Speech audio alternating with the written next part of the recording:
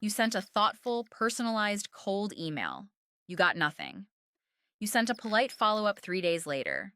Still nothing. You're staring at your outbound tracker thinking, maybe I'm just annoying people. Here's what's actually happening. Most people quit after the second touch. They feel pushy. They fear the unread count, so they silently hope the prospect will magically circle back. But buying isn't a straight line. It's noise, deadlines, internal meetings, a budget that wasn't approved yesterday. Your message didn't fail. It's just waiting in a queue you can't see. The real problem is that we treat follow-up as a nag when it should be a signal. I'm Hadise Bazmi, client acquisition lead at Xentro, and I've watched the data across thousands of outbound sequences, our own and our clients'. There is a pattern so consistent it feels like a law. First touch, about 12% of replies. Second touch, maybe 18. The third touch, the one that almost never gets sent, brings in over 30% of the total replies. That's not a tactic. That's the shape of human decision-making. Here's the mechanism. Robert Cialdini, in his Decades of Influence research, named the principle of commitment and consistency.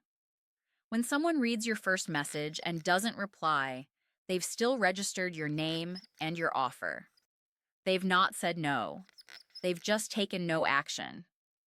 By the time the third message arrives, their brain has a tiny, quiet record that says, this person is consistent, this person is serious, and I've now ignored them twice. The third message doesn't feel like intrusion. It feels like accountability. It flips the dynamic. Suddenly you're not chasing. You're the person who follows through. Now let's look at what the third message should actually say. Most sales advice tells you to add value, share an article, send a case study. But a study from the Journal of Consumer Research found something sharper. When a follow-up references the recipient's world, not the sender's solution, reply rates jump by over 40%. So the third message shouldn't pitch. It should notice. This is the counterintuitive twist. Your third touch isn't a reminder of what you sell. It's a reflection that you've paid attention. It sounds like this. I know you're probably buried under the product launch this quarter, so no rush. Just wanted to keep this on your radar in case the timing shifts. That sentence does 4 things. It names their context, it removes pressure, it signals patience, and it lodges your name in the reasonable human category of their inbox. Real proof. We ran this framework for a B2B service client in Dubai who had a dead pipeline after 2 months of cold outreach. Their sequence stopped at message 2.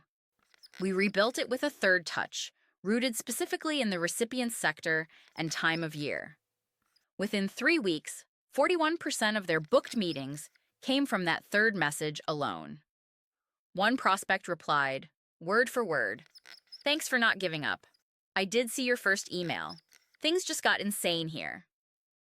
That reply wouldn't exist if we'd bowed out at touch 2. So the move you can make today is this. Open your outbound list. Find every lead who received message 2 and went quiet. Write a third message that names something real about their world. A funding round, a hiring push, a seasonal crunch, and ends with a single open door. No ask, no link, no, let me know if you're interested. Just proximity and presence. Send it. Presence isn't pushy. Silence is the only guarantee of nothing. The third message is where most deals actually start.